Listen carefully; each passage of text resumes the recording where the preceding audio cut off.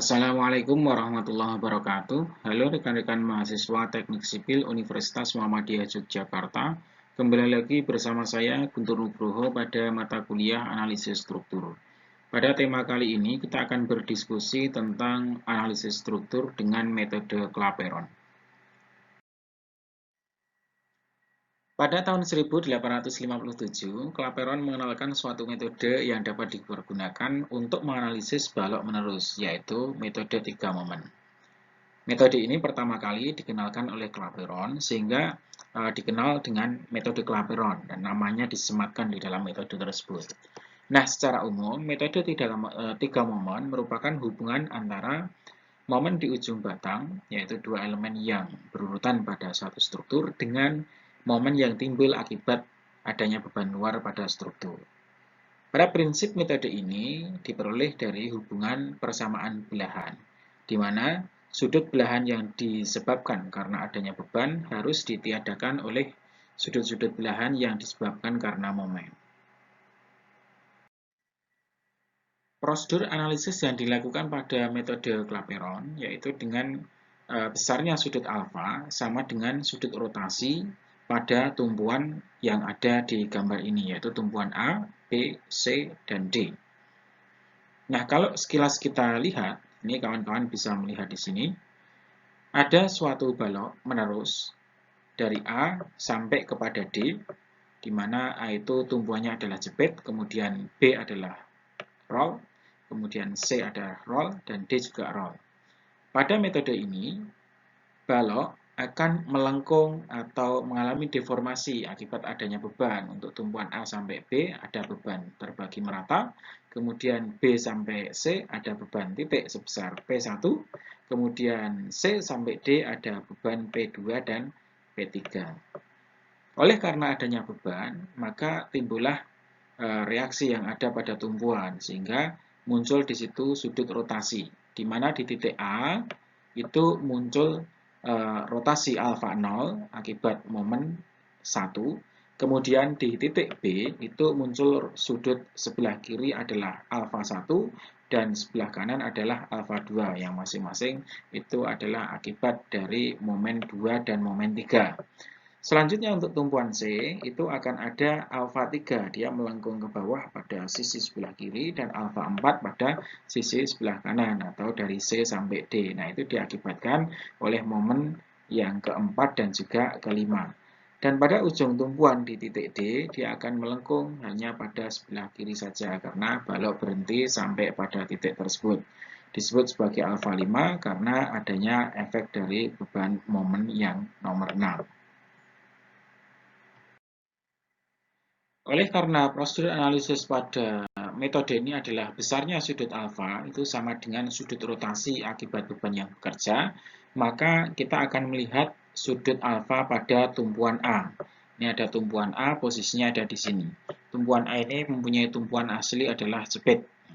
Sehingga pada sudut rotasi yang muncul di titik A, itu batang A sampai kepada batang B akan dipengaruhi oleh M1 dan juga M2, sehingga di situ muncul nilai alfa 0 yang dipengaruhi oleh M1 dan M2.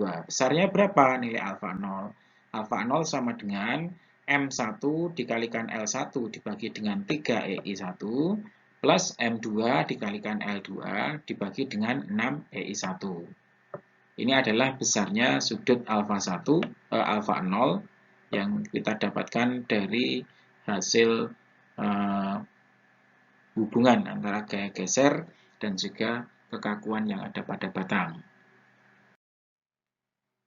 Untuk sudut alfa pada tumpuan B, kita lihat ada tumpuan B di sini. Ini adalah tumpuan B.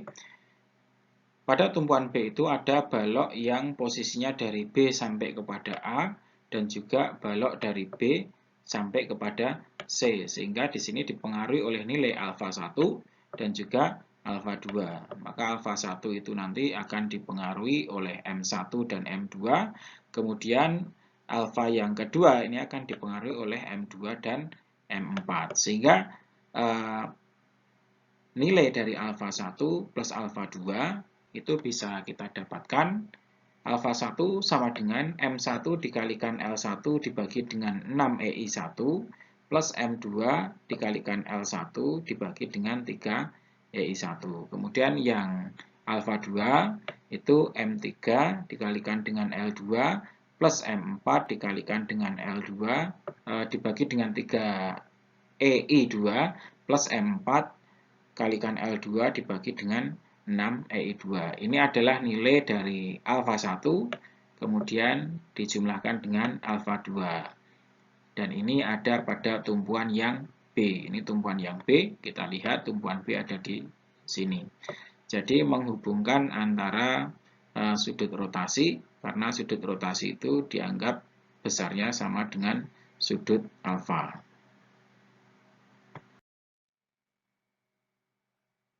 Selanjutnya, kita juga akan mencari nilai alfa pada tumpuan yang C. Kita lihat tumpuan C itu ada di sini, yang saya lingkari dengan lingkaran hijau.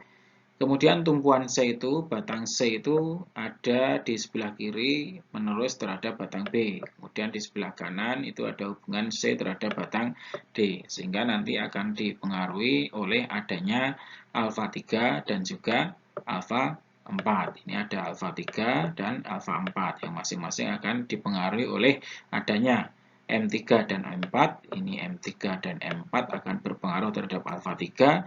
Kemudian ada M5 dan M6 itu akan berpengaruh kepada alfa 4. Besarnya berapa? Untuk alfa 3 itu ada M3 dikalikan L2 per 6 EI2 plus M4 dikalikan L2 dibagi dengan 3 EI2. Kemudian untuk alfa yang keempat, nah alfa yang keempat ini dia dipengaruhi oleh M yang kelima.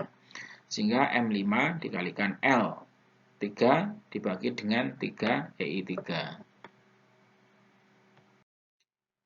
Selanjutnya untuk sudut alfa pada tumpuan D, ini tumpuan D adalah tumpuan yang saya lingkari, dia adalah tumpuan roll. Nilai alfa 5 itu sama dengan 0 karena momen di titik D sama dengan 0. Jadi momen di titik ujung ini di titik D sama dengan 0 sehingga alfanya adalah 0.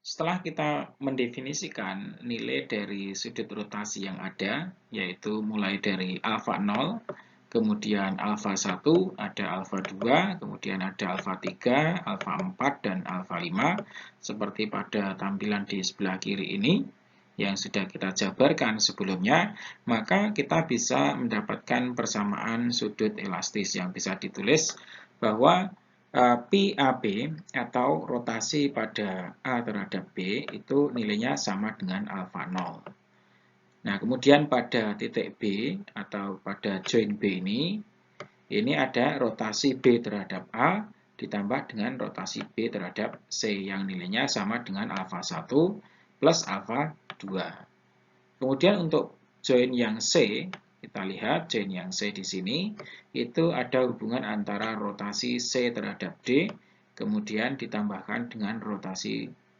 C terhadap B, kemudian ditambahkan dengan rotasi C terhadap D, yang nilainya sama dengan alfa 3 plus alfa 4. Kemudian untuk titik join yang D, yang ada di ujung ini, dia mempunyai sudut rotasi dari D sampai kepada C, itu mempunyai nilai alfa 5. Sehingga bisa kita simpulkan bahwa sudut rotasi dari balok itu di dalam metode Clapeyron nilainya sama dengan nilai alfa.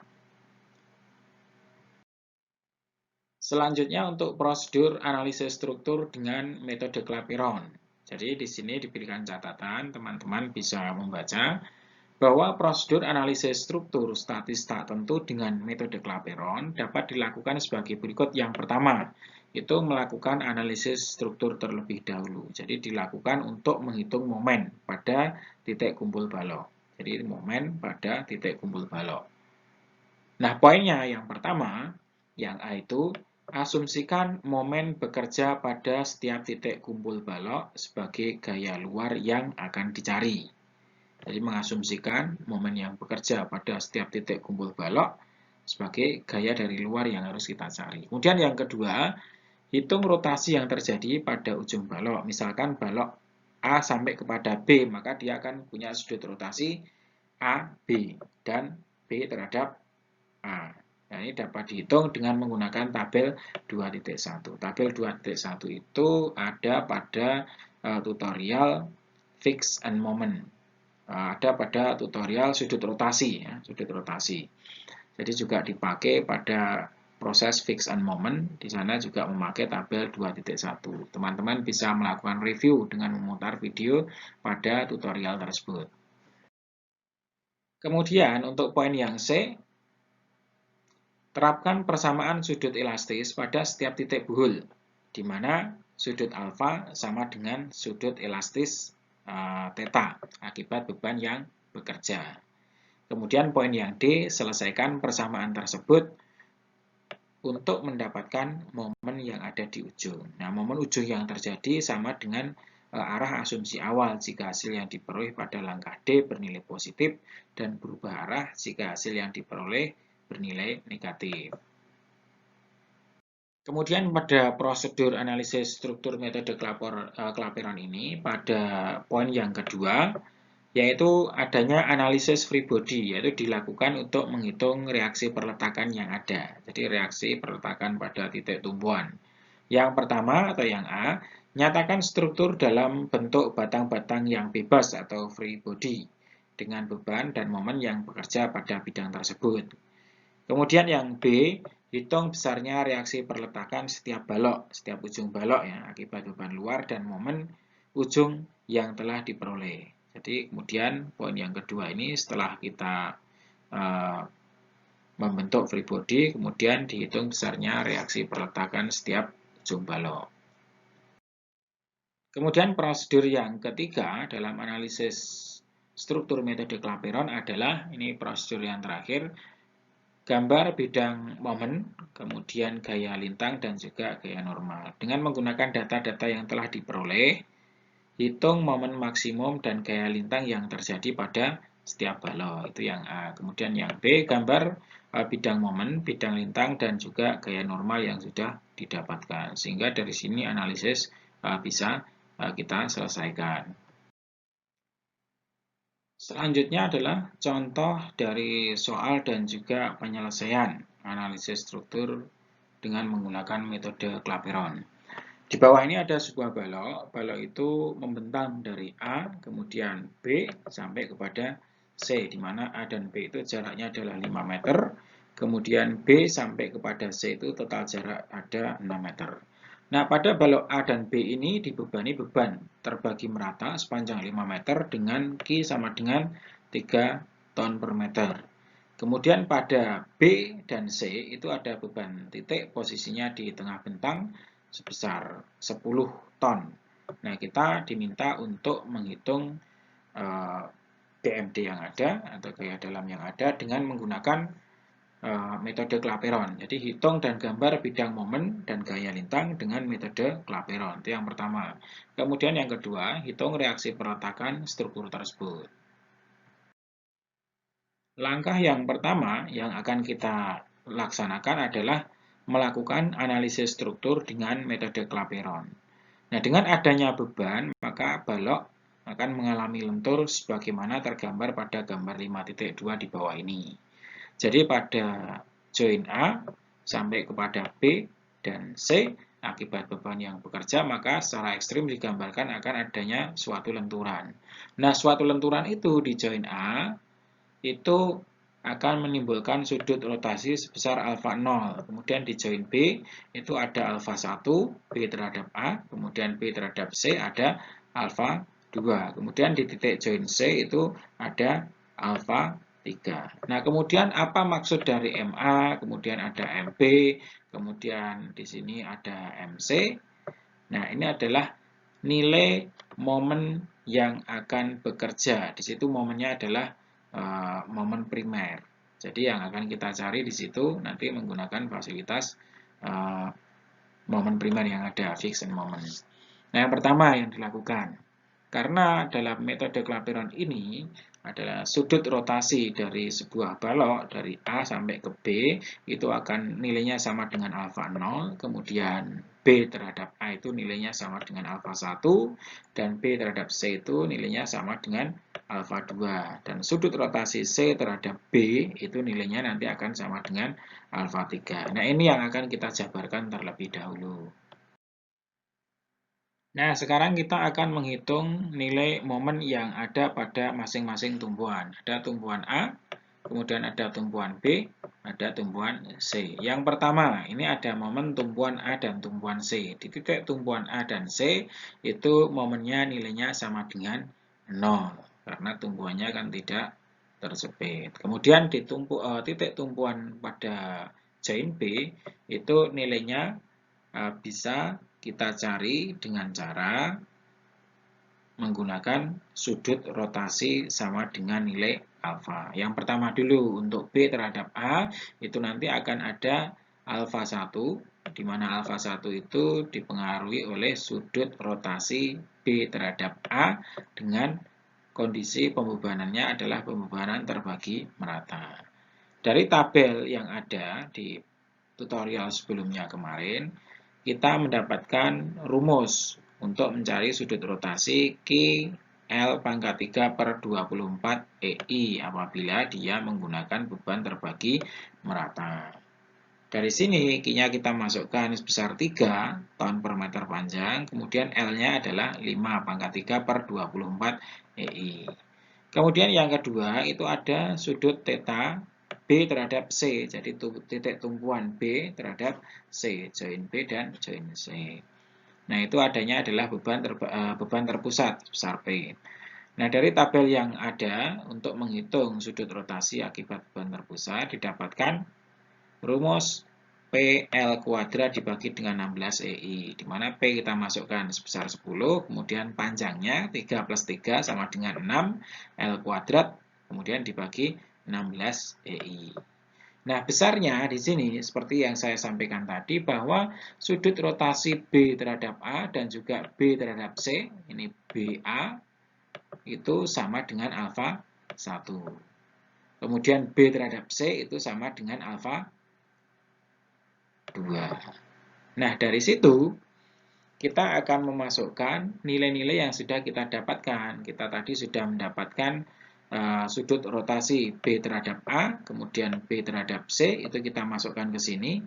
Ada rotasi BA, kemudian BC, yang akan sama dengan alfa 1 plus alfa 2, di mana alfa 1 adalah MA kalikan L1 dibagi dengan 6EI1 plus MP dikalikan L1 dibagi dengan 3EI1. Kemudian alfa 2-nya adalah MP L2 plus MC L2. Nah, ini MP L2 dibagi dengan 3EI2 plus MC L2 dibagi dengan 6EI2. Nah, masing-masing ini akan kita masukkan parameternya. Di sebelah kiri itu sudah dimasukkan sejak dari awal, sehingga di sini sudah kita dapatkan hanya parameter EI saja yang belum ada. Kemudian pada poin alfa 1, itu nilai MA bisa kita dapatkan sama dengan 0. Kemudian yang MC juga kita masukkan sama dengan 0. Ini ada MA, kemudian ini ada MC. Sehingga sudah tereduksi A dan C. Kemudian tinggal M di titik B. Dengan mengasumsikan nilai EI sama dengan 1, sebenarnya EI-nya ya bukan 1. E itu kan modulus elastis, tidak mungkin nilainya 1. Tapi di sini sebagai pembelajaran, EI itu untuk mempermudah pembelajaran kita asumsikan sama dengan 1. Maka nilai untuk menghitung nilai momen di titik B didapatkan sebuah persamaan 15,625 plus 22,5 sama dengan 1,667 MB plus 2 MB. Sehingga dari sini nilai MB akan didapatkan, yaitu sebesar 10,40 ton meter. Itu adalah momen yang ada pada join B. MB ini juga ada MB. Nah, MB ini nanti yang akan kita teruskan untuk perhitungan reaksi perletakan atau reaksi tumpuan. Selanjutnya yang kedua adalah analisis free body dan reaksi tumpuan. Berdasarkan hasil momen dan beban, maka dapat dihitung reaksi sebagaimana pada gambar 5.3. Jadi reaksi yang ada di sini. Yang pertama tadi kita sudah mencari nilai momen yang ada di titik B, yaitu 10,40. Itu ada momen kan itu. Nah, ini join di titik A, bentuknya sendi, kemudian di titik B itu roll. Nah, ini dipecah lagi, free body, B sampai ke C juga sendi, dan roll. Dengan masing-masing AB beban terbagi merata sebesar 3 ton per meter, kemudian titik B sampai C itu ada 10 ton. Nah, dari sini kita bisa melihat bentang dari A sampai kepada B itu adalah 5 meter. Kemudian B sampai kepada C adalah 6 meter. Kita lihat reaksi yang ada di tumpuan. Ini ada 3 dikalikan 5 per 2. Itu maksudnya adalah 3 dikalikan 5 itu berasal dari angka nilai Q. Dikalikan dengan 5 adalah panjangnya. Q dikalikan L sehingga dia menjadi resultan. Nah, kemudian dibagi menjadi 2. Nah, karena tumpuannya ada di sebelah kanan 1, sebelah kiri 1. Sehingga nilainya juga sama. Kemudian yang kedua, ini ada 10,4 dibagi dengan 5. Nah, ini ketemu reaksi tumpuan yang ada di titik A. Ini arahnya ke bawah. Coba lihat cek, kalau ini diberikan beban arahnya muter momen dari atas ke bawah, maka reaksi tumpuan dia yang posisinya berada di titik A ini, maka dia akan menarik ke bawah. Secara arah seperti itu. Sehingga 10,4 dibagi 5 sama dengan 2,08 ton, itu posisinya arahnya ke bawah. Nah, posisi yang ada di titik B itu posisinya ngangkat ke atas, jadi momennya ngangkat ke atas, nilainya 2,08 ton. Kemudian kita lihat di sisi sebelah kanannya, yaitu dari B sampai kepada titik C, di mana reaksi tumpuan itu nilainya yang pertama adalah karena beban 10 ton, itu kita bagi menjadi 2, ketemu 5 ton dan 5 ton. Kemudian momennya itu kita bagi. Jadi momen dibagi dengan jaraknya. Jaraknya adalah 6. Nah, sehingga didapatkan angka 1,73 ton, itu arahnya ke atas, sama di ujung C tadi ada momen yang bekerja, itu muternya ke arah seperti ini. Nah, sehingga di titik C itu terangkat ke atas, maka reaksi tumbuhannya dia melawan ke bawah, yaitu sebesar 1,73. Nah, dari uraian yang ada ini, teman-teman bisa menyimak berapa nilai R di titik A, kemudian R di titik B, dan juga R di titik C. Sehingga di sini RA kita tuliskan ada 7,5 dikurangi dengan 2,08, ketemu 5,42 ton. Ini posisinya adalah di RA, ini ada di sini. Kemudian untuk RB itu ada 7,5 naik ke atas, kemudian plus 2,08, kemudian plus 5 itu dari beban terpusat tadi yang dibagi 2, kemudian plus 1,73, sehingga ketemu angka 16,31 ton. Nah, ini posisinya adalah di RB. Jadi RB ini kalau kita jumlahkan posisi ini sebelah kiri dan kanan akan ketemu 16,31 ton. Selanjutnya adalah reaksi tumpuan yang ada di titik C. Titik C itu kita lihat di poin ini ada titik C di mana reaksi tumpuannya ada 5, ini 5 ton dari beban terpusat sebesar 10 ton yang dibagi 2, kemudian 1,73 itu berasal dari momen, kemudian dibagi dengan jaraknya ketemu reaksi tumbuhannya, arahnya posisinya adalah ke bawah sehingga dia minus. Maka ketemu angka 3,27 ton.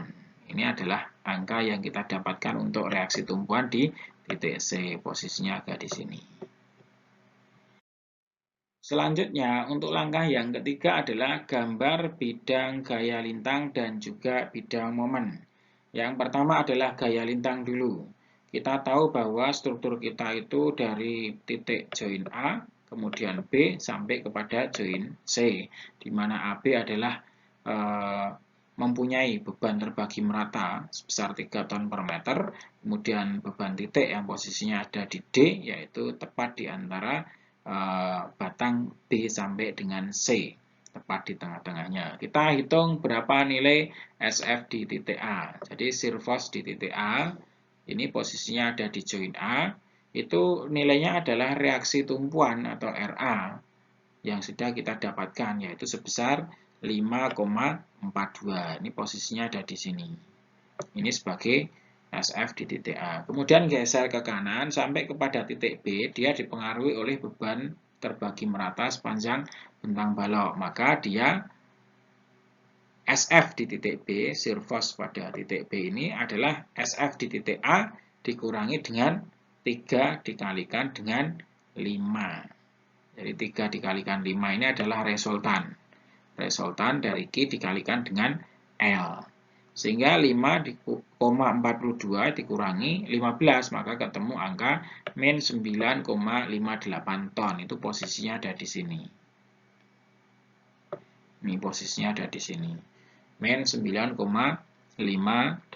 ton. Nah, pada titik join B ini, kebetulan kan juga ada reaksi tumpuan yang posisinya itu mendorong ke atas, kan gitu, menumpuk pada titik B. Sehingga SF pada B terhadap D, nah, itu sama dengan min 9,58 ini, kemudian ditambah dengan reaksi yang didapatkan pada perhitungan sebelumnya tadi, ada R di titik B.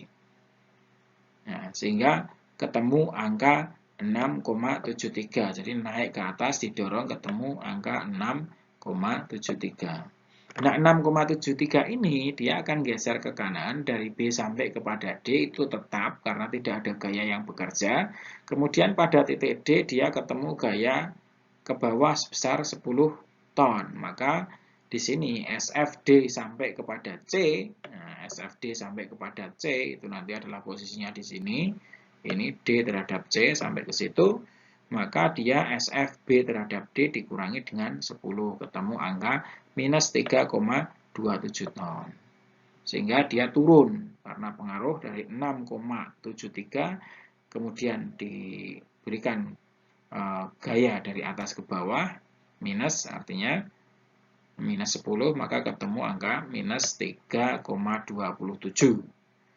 Nah, selanjutnya 3,27 itu berada posisinya D sampai kepada titik C. Nah, di titik C ini ketemu dengan reaksi tumpuan yang ada di titik C. Min 3,27 ketemu plus 3,27, maka dia kembali kepada titik 0 yang ada di sini.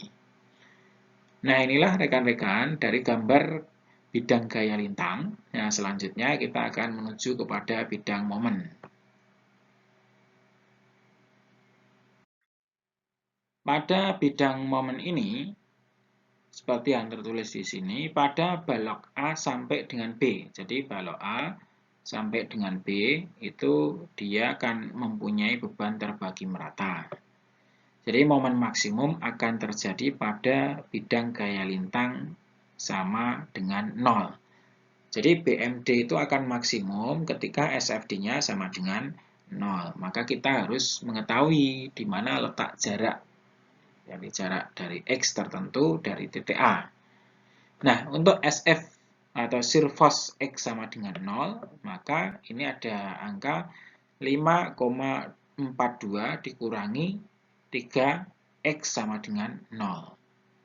Jadi, dari persamaan ini kita bisa mengetahui berapa nilai X yang ada. Jadi X yang ada itu adalah jarak ketika SFD-nya sama dengan 0 dan BMD-nya maksimum.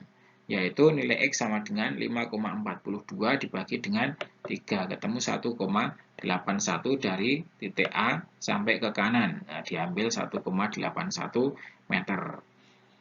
Nah, selanjutnya untuk MA sama dengan 0. Nah, ini. Kita harus mengetahui berapa nilai M pada titik X tersebut dengan cara menghitung momen pada titik X. Nah, ini titik X saya asumsikan di sini. Berawal dari RA dikalikan dengan X, RA adalah reaksi tumpuan, kemudian dikalikan dengan jarak ketemu momen, dikurangi dengan pengaruh adanya beban terbagi merata, yaitu 3 dikalikan dengan X, 3 itu adalah Q-nya, kemudian X itu adalah jaraknya, kemudian X per 2 adalah titik dari resultan yang ada. Resultan yang ada itu kalau posisi bebannya persegi terbagi merata kan berada di setengah dari bentangnya, yaitu X per 2. Sehingga bisa kita masukkan RA tadi kita dapatkan nilainya adalah 5,42 dikalikan dengan X 1,81